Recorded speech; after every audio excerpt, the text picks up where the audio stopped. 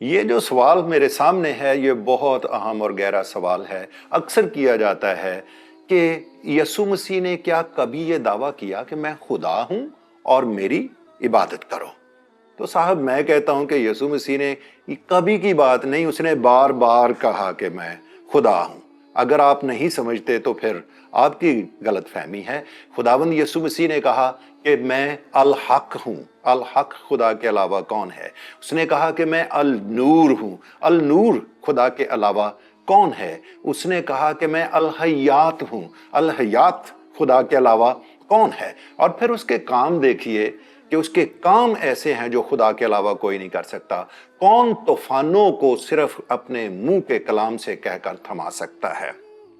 کس کو موت پر اختیار ہے کہ 4 دن کے مردے کو بھی صرف کہہ کر نکال لے؟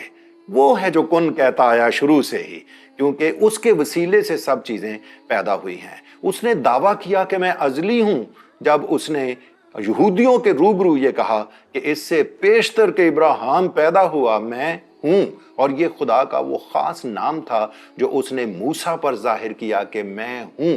تو اس نے یہ بھی دعویٰ کیا، اور اس کو ضرورت نہیں تھی کہ وہ کہے میری ورشپ کرو، میری ورشپ کرو۔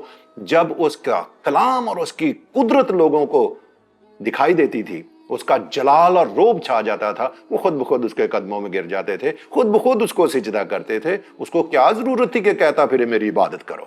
اس کے کاموں سے اور اس کے کلام سے مرعوب ہو کر انسان بلا ساختہ پکار اٹھتے تھے کہ یہ خداوند ہے، اور اس کے قدموں میں گر جاتے تھے۔ اگر آپ کو مزید جاننا ہے تو آپ سوال کیجئے، نیچے کامنٹ کیجئے، ہمارے ساتھ رہیے۔ خداوند آپ کو بہت بہت برکت بخشے۔